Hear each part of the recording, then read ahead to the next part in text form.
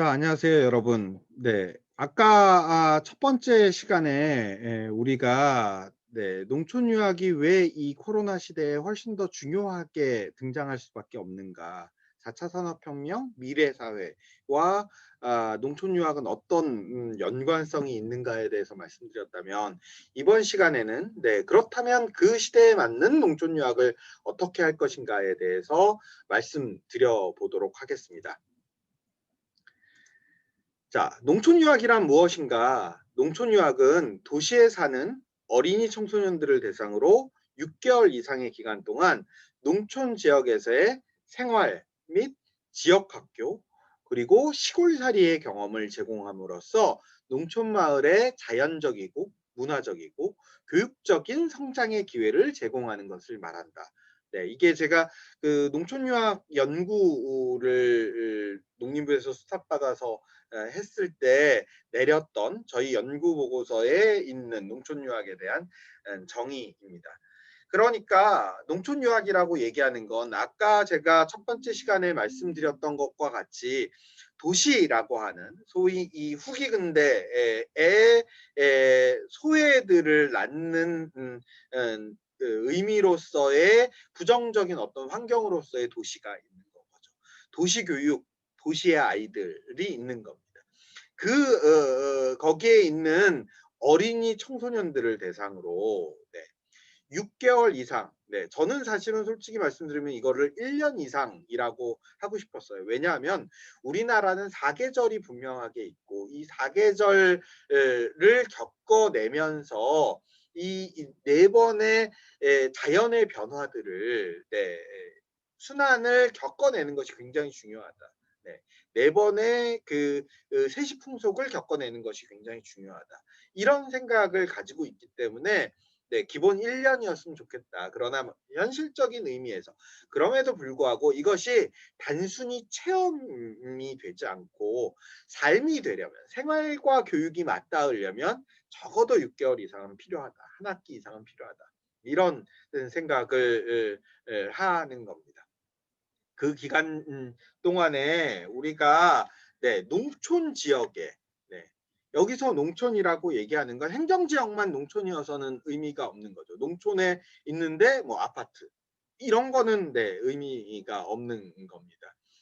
농촌 지역이라고 얘기했을 때 그 농촌 지역은 어떤 농촌의 지역 학교가 있는 거죠. 물론 지역 학교가 함께 농촌 유학에 협력하실 수 있는 좋은 저기가 되면 참 좋은데 그렇지 않다면 적어도 어쨌든 농촌의 환경들을 충분히 경험할 수 있는 어떤 학교의 터전 그리고 시골살이라고 하는 농촌의 생활 제가 일부러 농촌 체험이라고 안 부르고 시골살이라는 표현을 썼습니다.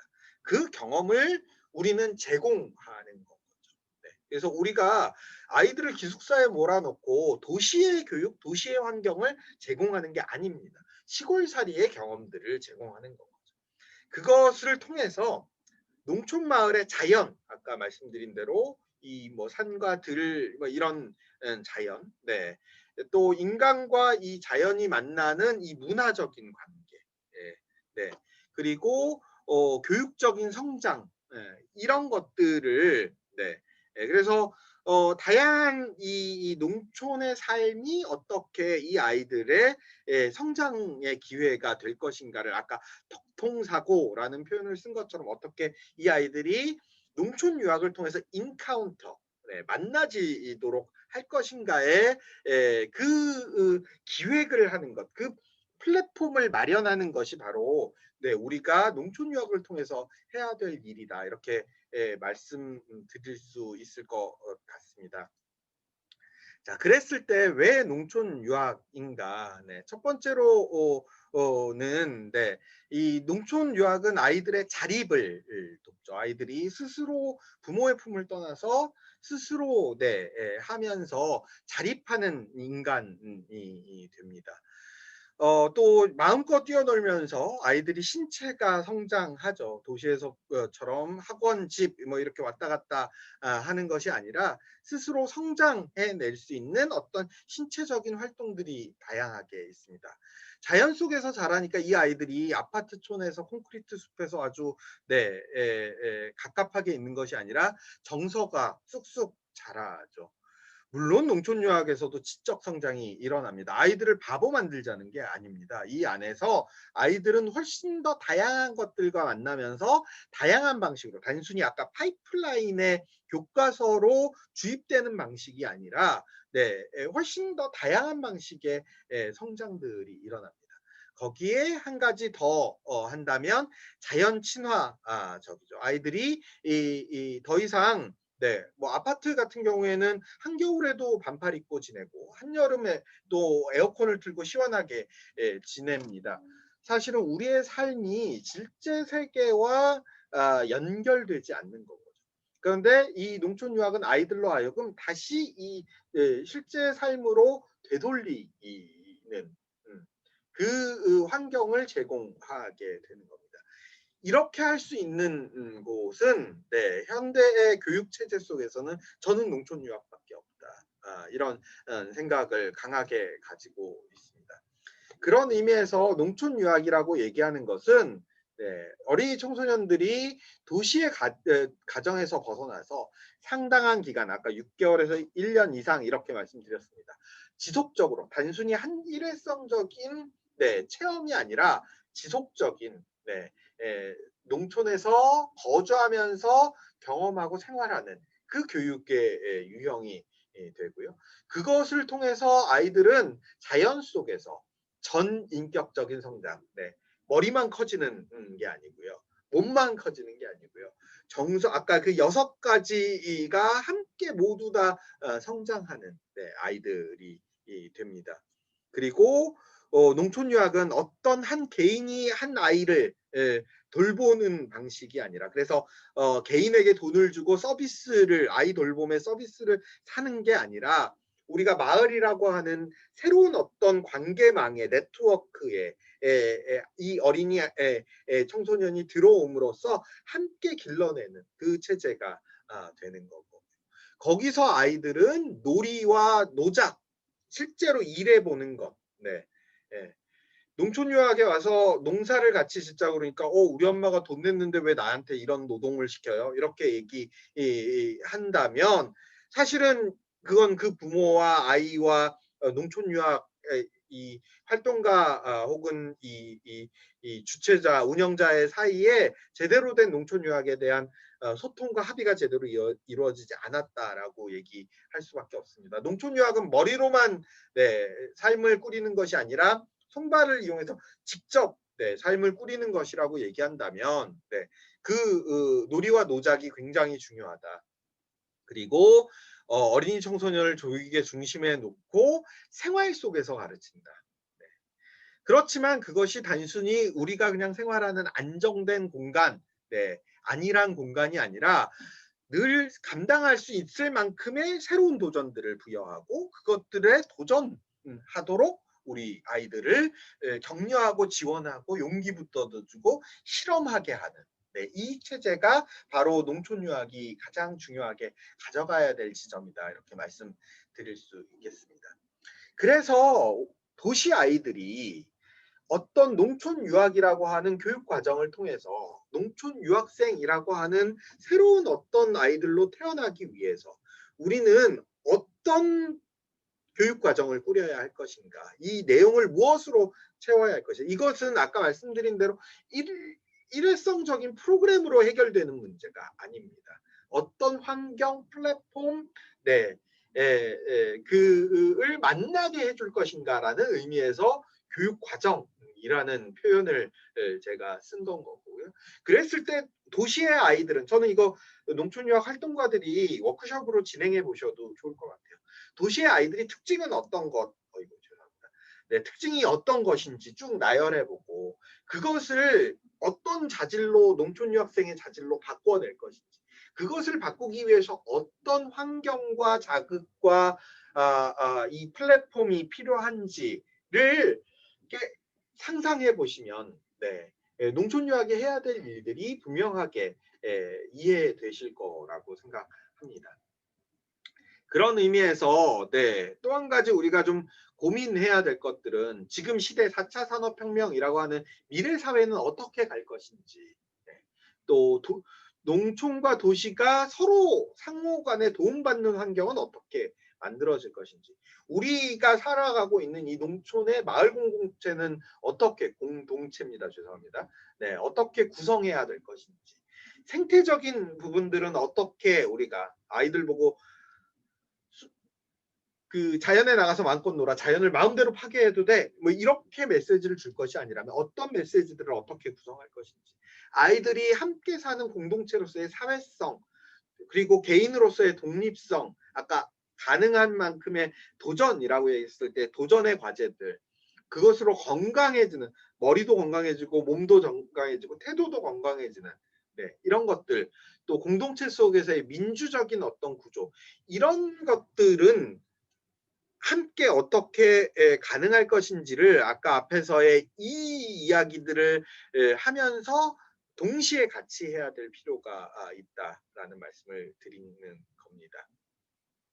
자, 그랬을 때 네, 다시 한번 강조드리지만 농촌 유학의 교육과정이라는 건 프로그램이 아니다. 우리가 아이들을 돌보는 것, 네, 그 돌봄 속에서 생활 교육을 하는 것. 네, 예. 아까도 말씀드렸습니다만 어떤 그 센터에서 예전에 그런 질문을 하신 적이 있어요. 아이들이 요즘 다 비데를 쓰고 엄마들이 물티슈로 다 닦아주는 시대라 자기 변 보고 뒤처리를 못합니다. 이렇게 얘기하시더라고요. 휴지를 막 둘둘둘둘 말아서 한 번에 반 통씩 씁니다. 이렇게 얘기해. 네, 애들 뭐 시쳇말로 네, 애들 똥 닦는 것도 가르쳐야 됩니까? 이렇게 물으시던데 저는 가르쳐야 됩니다라고 말씀드렸어요. 아까 도시의 아이들이 네, 그걸 할 줄 모르는 상태에 있다면 어떤 우리가 농촌 유학에서의 생활 교육을 통해서 스스로 자기 뒤처리는 할 줄 아는, 그게 아까 말씀드린 독립성이기도 하고 자연 친화성이기도 하고 네, 생활이기도 한 거죠.